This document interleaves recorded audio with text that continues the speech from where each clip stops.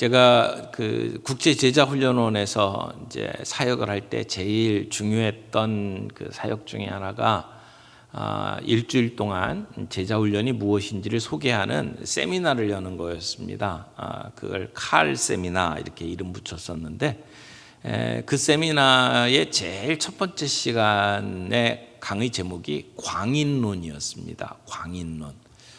좀 이름이 좀 이상하죠? 광인론. 미친 사람 이론이라고 말할 수 있어요. 광인론이라는 제목을 붙였는데, 그 미친다는 것이 꼭 나쁜 의미로만 쓰이는 것이 아니라 어떤 한 분야에 온전하게 이렇게 사로잡힌 어떤 뜨거운 열정을 가지고 있는 것을 미쳤다 이렇게 표현을 하기도 합니다. 에레미야의 표현을 가지고 이야기를 하자면 중심이 불붙는 것 같아서 골수에 사무치고 답답하여 견딜 수가 없는 그러한 상태를 말한다고 할 수 있어요. 뭔가에 미치지 않으면 어떤 일들을 감당하기가 쉽지 않습니다. 예수의 제자가 되고 땅끝까지 복음을 전하는 일도 미치지 않으면 제대로 할 수가 없다라고 생각을 합니다. 하나님의 나라를 위해서 우리가 가지고 있는 어떤 전통, 관례도 깨트릴 수 있어야 하고, 하나님이 말씀하실 때에 그 말씀에 순종하는 것이 이 가슴에 불을 가지고 있어야 가능하다라고 생각을 합니다. 그런 의미에서 광인이라고 표현을 했던 겁니다.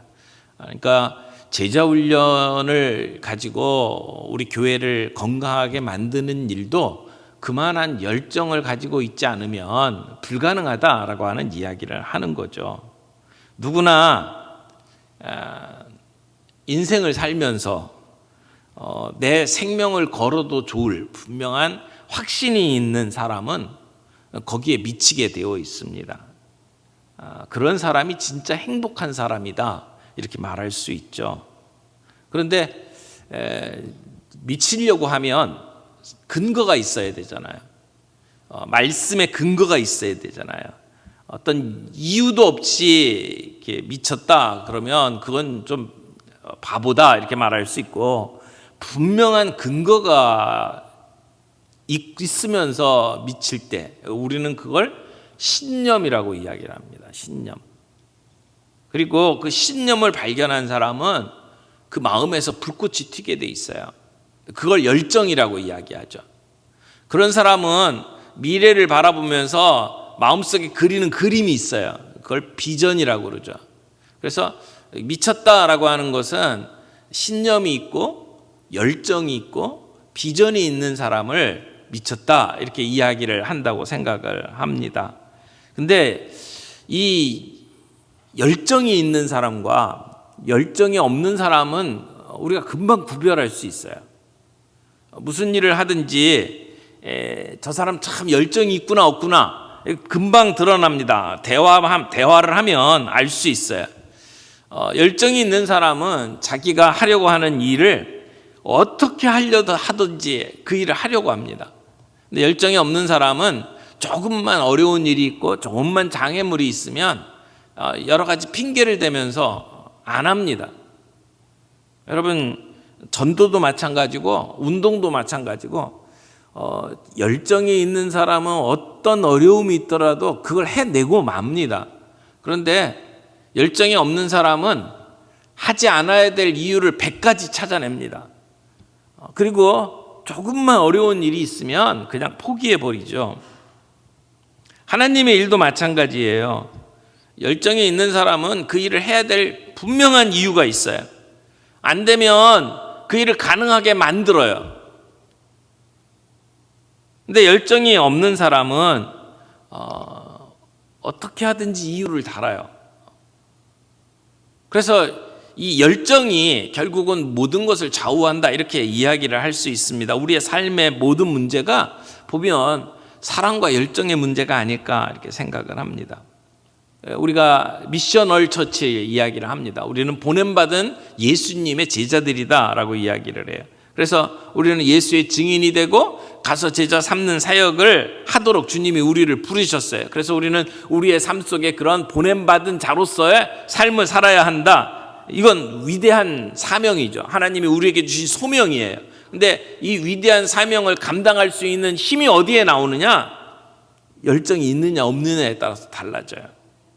그래서 위대한 사명을 성취할 수 있는 위대한 열정이 우리에게 있느냐라고 하는 것을 점검해 봐야 된다는 거예요. 오늘 말씀을 보면 예수님께서 내 마음을 다하고 내 목숨을 다하고 뜻을 다하여 주 너희 하나님을 사랑하라 하셨으니 이것이 크고 첫째 되는 계명이요, 이게 바로 사랑입니다. 하나님을 사랑하라. 근데 이 말씀을 하신 배경을 좀 여러분 이해를 하면 더 좋습니다. 여기 본문 바로 앞에 이제 배경이 나오는데 34절에 보면 예수님께서 사두개인들로 대답할 수 없게 하셨다 함을 바리새인들이 듣고 모였어요. 그런데 그 중에 한 율법사가 예수님을 시험하여 묻습니다.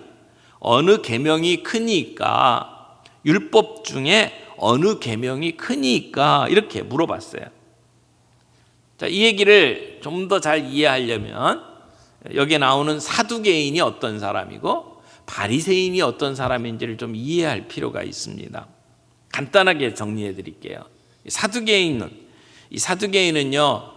하나님을 믿는 유대인들이긴 한데 굉장히 현실주의자들이에요.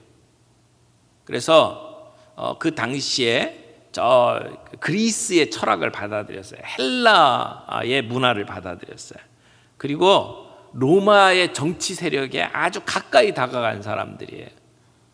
그래서 소위 우리나라로 이야기하면 사대주의에 가까운 사람들, 그러니까 큰 나라에 기대서, 우리나라 같은 경우에는 뭐 명나라가 우리의 형님 나라다, 그러면서 그 명나라가 시키는 대로 해야 된다, 이렇게 생각을 하던 사대주의자들이 있었잖아요. 근데 이 당시에 이 사두개인들은 로마에 기대는 사람들이에요. 그리스의 철학을 받아들이고 로마 사람들이 하고 있는 것을 따라가고 그들의 권력이 이렇게 빌붙어 가지고 그 권력 가지고 이 유대인으로 살아가기를 원하는 사람들이 사두개인이었습니다. 그러니까 사회적으로 자기의 관계 속에서 또는 국가적으로 힘 있는 사람들을 이용하기를 원하는 사람들이죠. 그래서 권력을 추구할 수밖에 없었어요. 그래서 로마와 함께 정치적으로 이게 사회를 흔들었던 사람들이 사두개인입니다. 그래서 그 로마가 유대인들에게 자치 기구를 만들어 줬잖아요. 이렇게 사내들인 공의회라고 하는 자치 기구를 만들어 줬는데 그 사내들인 공의회에 상당히 많은 사람들이 사두개인이었습니다. 그리고 또 하나, 이 성전에서 이 제사를 드리는 대제사장을 사두개인들이 임명했어요. 그러니까 사두개인들이 성전의 모든 그 움직이는 것들을 다 관할할 수밖에 없어요. 그들이 대제사장을 임명을 하니까. 그러니까 이 대제사장들 그리고 사두개인들은 한패예요. 그러니까 이 사람들이 활동하는 중심은 어디겠어요? 성전이겠죠. 예루살렘 성전을 중심으로 세력을 확장하고 그리고 정치적으로 움직이던 사람들이에요. 그러니까 이 사람들은 성경을, 구약 성경을 믿는데 구약 성경 가운데에서도 모세 오경만 이게 하나님의 말씀이다라고 생각을 했고 나머지 선지서들은 그 제대로 보질 않았어요. 모세 오경에 집중했던 사람들이에요. 그리고 아주 현실적이다 보니까 천사, 부활 이런 것들은 믿지를 않았어요. 자, 그런데 바리새인들이 있다고 그랬죠. 이 바리새인들이 등장하는 역사적인 배경을 보면 원래 대제사장은 하나님의 기름 부음 받은 사람들이 대제사장이 되어야 하는데 정치 권력에 의해서 사두개인들이 임명하게 되고 그래서 대제사장이 사두개인의 꼭두각시 노릇을 하고 있는 모습을 보면서 이건 아니다. 그리고 그 당시에 이 정치 권력을 가지고 있는 사람들이 이 종교 권력까지 같이 딱 거머쥐는 모습을 보면서 이러면 안 된다. 그래서 광야로 나갔던 사람들이에요. 그래서 이 민중들로부터 따로 떨어졌다라고 해서 바리새인이라고 하는 말 뜻 자체가 바리새라고 하는 것이 구별된 사람들이라는 뜻을 가지고 있는 사람들이에요. 그러니까 이 사람들은 모세오경뿐만 아니라 선지자들을 통해서 전해졌던 예언의 모든 말씀을 다 하나님의 말씀으로 받아들이고 그리고 그 율법들을 아주 철저하게 지키려고 애를 쓰는 사람들이에요. 그러니까 성경에 나와 있는 모세로부터 전해졌던 십계명 그리고 그 이후에 이어지는 그 율법들 이것을 아주 철저하게 지키려고 애를 썼던 사람들이고 그래서 그 사람들의 활동 중심은 회당이었어요. 마을마다 회당이 있고 그리고 그 회당에서 성경 말씀을 가르치고 했잖아요. 회당 중심으로 활동을 했던 게 바리새인들이에요. 이 사람들은 율법을 중요하게 생각하고 자기들에게 주어진 전통을 아주 중요하게 생각하는 사람들. 그러니까 이 사람들은 천사도 믿고 부활도 믿는 사람들이죠. 이 로마의 정치 세력에 반대하고 헬레니즘 문화에 반대하는 사람들이었어요. 그래서 예루살렘에 헬레니즘식의 건물을 짓는다고 하니까 안 된다고 반대하다가 수천 명이 학살당하기도 했고 또 황제 아우구스투스가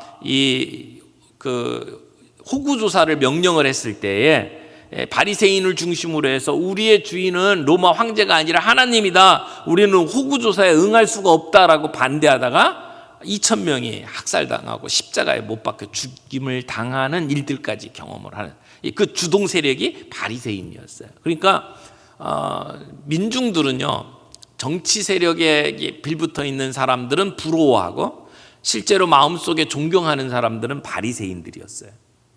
그런데 이 바리새인이나 사두개인이나 늘 민중이 누구 편에 서느냐 여기 아주 촉각을 곤두세우고 있죠. 지금도 우리나라에 보면 이제 야당 여당이 있습니다만 늘 뭐에 관심이 있어요?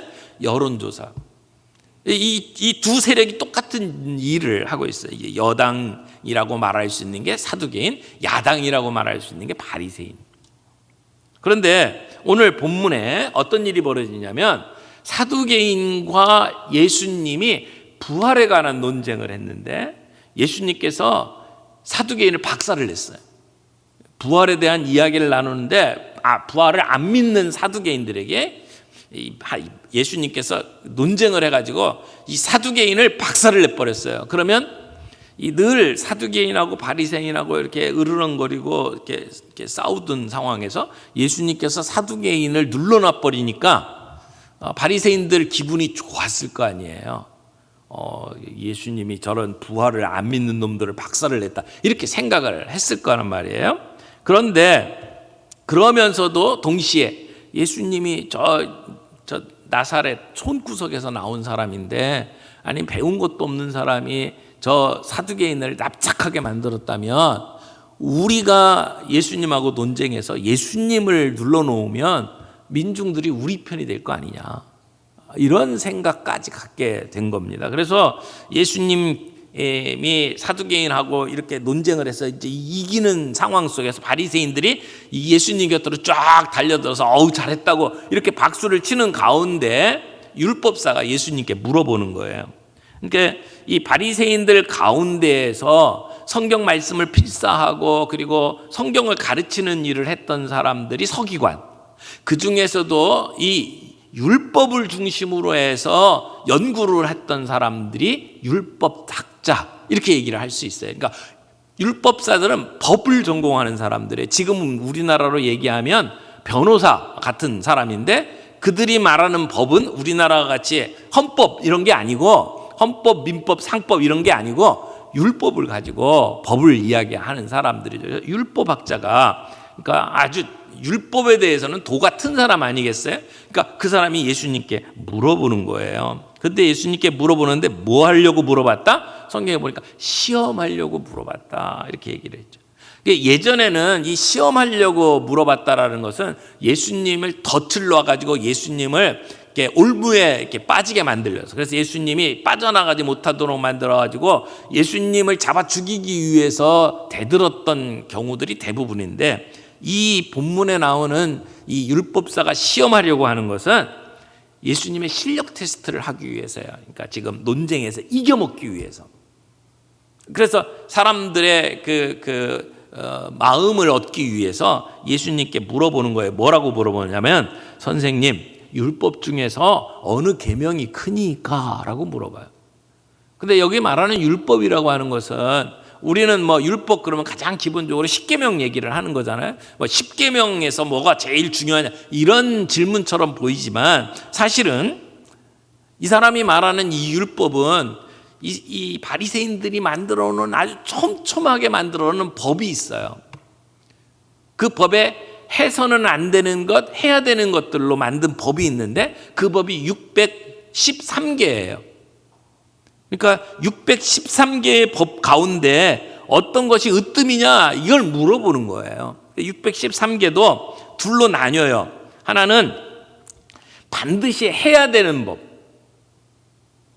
내 부모를 공경하라, 이렇게 뭔가 해야 되는 법이 있는데, 그게 248개.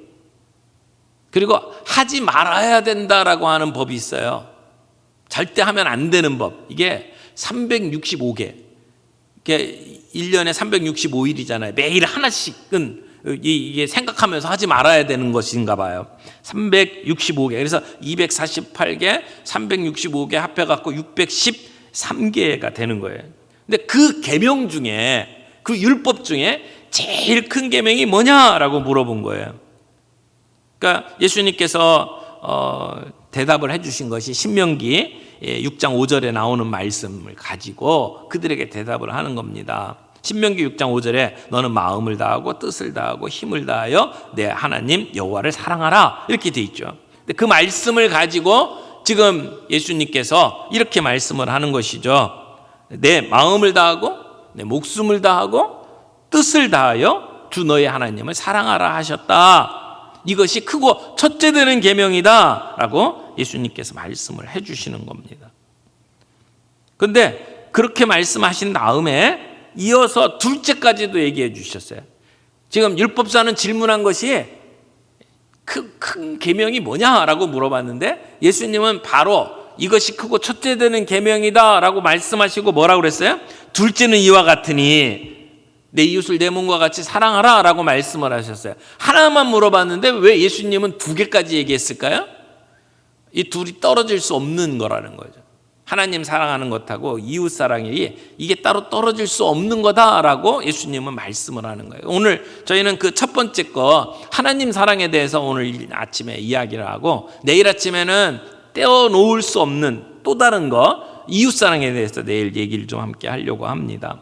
여기 마음을 다한다라고 하는 것은 겉으로 보여지는 것이 아니라 우리의 마음, 진정한 중심에서 나오는 것이어야 하고, 또 목숨을 다한다라고 하는 것은 우리의 육체적인 생명을 걸 수 있는 것이어야 한다는 거죠. 생명을 걸고 하는 것이어야 된다. 뜻을 다하여라고 하는 말은, 이 뜻은 우리의 의지를 얘기하잖아요. 내 생각을 이야기하는 거예요. 그래서 맹목적인 것이 되지 아니하고 하나님의 뜻을 이해하고 하나님의 뜻에 맞게 살아가야 되는 것을 이야기하는 거죠. 그래서 우리의 마음을 다하고 목숨을 다하고 그리고 뜻을 다하여, 이건 우리 전부를 다해서 하나님을 사랑해야 된다라고 하는 말씀이죠. 뭐 여러 가지로 구분을 할 수는 있겠지만 결국 따지면 우리의 전 존재를 하나님께 드림으로 하나님을 사랑해야 된다. 모든 것을 다해 사랑해야 된다라고 하는 말씀이에요. 구약이나 신약이나 하나님이 우리에게 먼저 사랑을 베풀어 주셨어요. 그래서 하나님이 우리에게 그런 온전한 사랑을 요구하세요. 우리의 전 존재를 다 바쳐서 하나님을 사랑하라. 이게 하나님의 요구예요. 여러분, 하나님을 사랑하는 것, 이것은 열정이 없으면 불가능합니다. 하나님을 온 열정을 가지고 사랑해야 된다라고 얘기하는 거예요. 주님이 오늘 우리에게 주신 사명, 그 사명은 이런 열정이 없으면 불가능하다는 거죠. 근데 그 열정은 뭐하고 연결이 되냐면 하나님 사랑하고 연결이 돼 있는 거예요. 그런데 사실 열정이라고 하는 것이 이게 온전한 열정이 있는가 하면 그렇지 못한 열정들도 있어요. 어떤 목적을 가지고 있는 열정. 예를 들어서 우리가 열심히 전도하면 우리 교회가 부흥할 거야. 어떤 그 교회 성장 또는 많은 사람들이 모이는 것에 목적을 두고 뭘 하잖아요. 어떤 목적이 있어가지고 열심을 내는 경우는 그러면 열심은 있는 것 같은데 거기에는 함정들이 있습니다. 이게 어떤 결과가 나타나지 않으면 금방 열정이 식어요. 또 사람들이 알아주지 않으면 금방 열정이 식어요. 어떤 목적을 가지고 있는 열정들이 그런 문제가 있어요. 내가 기대한 만큼 결과가 주어지지 않으면 금방 식어버리는 문제들이 있다는 것이죠. 근데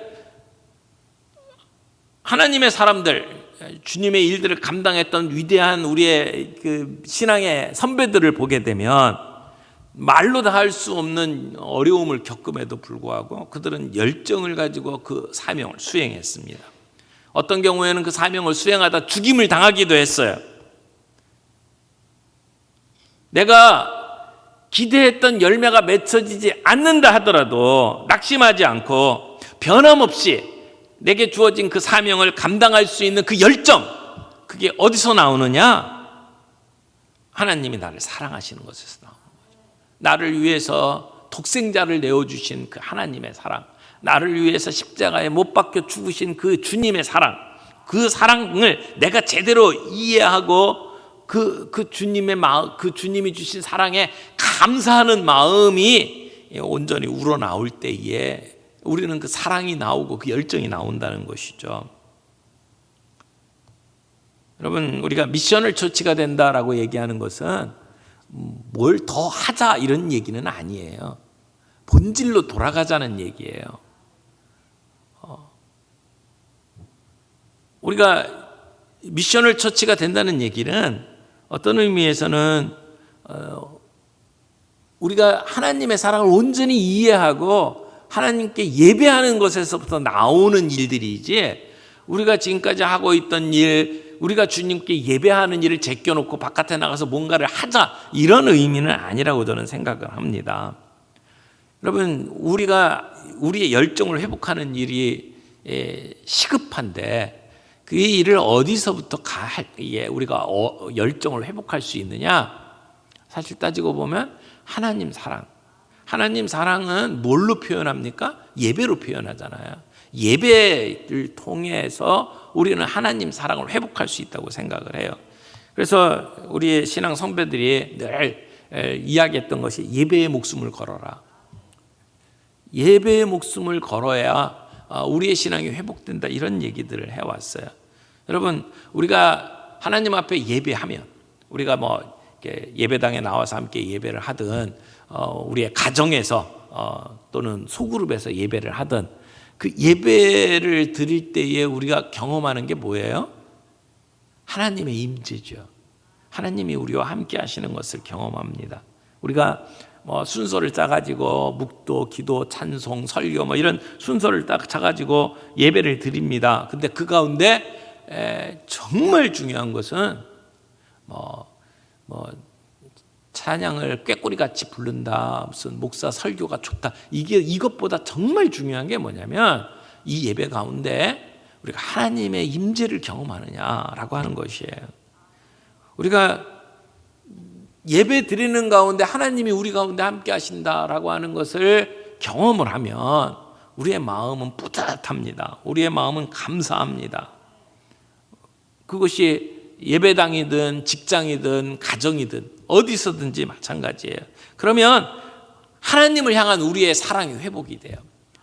내 마음과 정성과 뜻과 모든 것을 다해서 주 너의 하나님을 사랑하라. 이것이 가능한 장소가 어디냐? 예배의 장소란 말이에요. 그래서 하나님을 향한 감사, 하나님을 향한 사랑 이런 것들이 계속 우러나오면서 우리의 열정이 회복되는 거.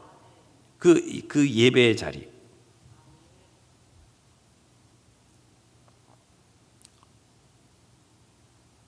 예배를 통해서 하나님의 임재를 경험하고 그래서 하나님의 사랑을 느끼고 그러면 우리의 가슴에 불이 댕겨진단 말이에요.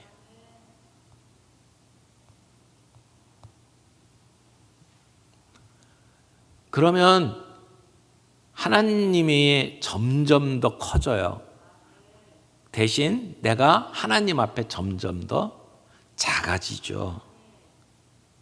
그래서 하나님을 알아가면 알아갈수록 그 사랑을 깨달으면 깨달을수록 하나님의 존재는 점점 커지고 우리는 하나님 앞에 더 겸손하게 나아갈 수밖에 없죠.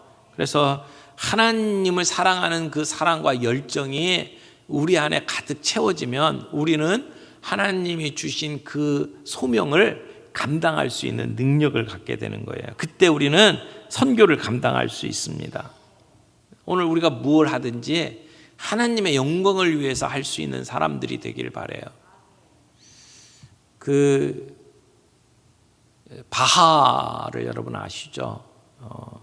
그 음악에 있어서 고전 음악에 있어서 아버지다 이렇게 이야기를 하는데 세바스찬 바하가 작곡을 한 다음에 작곡은 한 그 악보 제일 끝에다가 늘 이니셜을 새겼어요. SDG라고 딱 써놔요. 그게 무슨 말이냐면 솔리 데오 그룰리아라고 하는 말의 약자예요. 솔리 데오 그룰리아. 오직 하나님의 영광을 위하여라고 하는 말이죠. 하나님의 영광을 위하여 내가 이 노래를 지었다, 악보를 썼다라고 말을 하는 거죠. 오직 하나님의 영광을 위하여. 이게 우리 모두의 구호가 되기를 바랍니다. 이게 우리의 삶의 목적이에요. 그래서 여러분 어떤 분이 이런 얘기를 했어요. 예배가 선교의 연료다. 우리가 예배를 통해서 선교를 가능하게 만든다 이렇게 얘기를 하는 거지. 예배가 설교의 연료다. 근데 우리가 선교하는 이유가 뭐예요? 예배가 없는 곳에 예배하기 위해서 선교하는 거거든요. 그래서 예배와 선교는 떼어놓을 수 있는 게 아니에요. 우리가 예배를 통해서 하나님의 임재를 경험하고 우리의 가슴에 불이 댕겨지면 그게 선교로 이어지는 거거든요. 우리가 미셔널 처치가 우리의 삶 속에 이루어지기를 원한다면 우리는 먼저 예배에 집중하고 하나님의 임재를 경험하고 그래서 내 전 존재를 가지고 하나님을 사랑하는 일에서 이게 선교로 이어진다라고 말할 수 있어요. 우리 찬양 가운데 이런 찬양이 있죠. 부르신 곳에서 나는 예배하네. 어떤 상황에도 나는 예배하네. 여러분 우리의 삶의 현장에 어디든지 무엇을 하든지 내가 가정에서 아이를 돌보든 직장에서 물건을 팔든 내가 어떤 연구를 하든 무엇을 하든지 간에 우리의 삶의 모든 현장 속에서 내가 하나님을 예배하는 자들이 되길 바라요. 내가 걸어가는 길이 길이 되고 내가 살아가는 길이 그것이 길이 되고 그것이 우리의 예배의 현장이 될 수 있는 것, 그 예배를 회복하는 것, 그것이 오늘 우리에게 참된 부흥을 가져온다. 그것이 우리의 사명을 감당하게 만드는 위대한 열정이다 이렇게 말할 수 있어요. 열정을 영어로 표현하면 패션이라고 표현합니다. 패션. PASSION 패션이죠. 이 열정이 우리가 미셔널 처치로 가는 이 원동력이다 이렇게 말을 할 수 있어요. 오늘 우리의 전 존재를 가지고 하나님 앞에 예배할 때에 우리가 그 열정을 가질 수 있고 열정을 가질 때 우리는 선교적 삶, 우리의 삶에 내가 선교사로 살아갈 수 있는 힘을 얻는다라고 하는 것을 말씀을 드리는 겁니다. 여러분 열정을 가진 자로 살아갈 수 있기를 바랍니다. 내 마음에 그 뜨거움이 있어서 주님을 섬기고 주님께 사랑을 표현하는 그러한 자로 오늘 주님 앞에 설 수 있는 저와 여러분들이 되기를 바랍니다.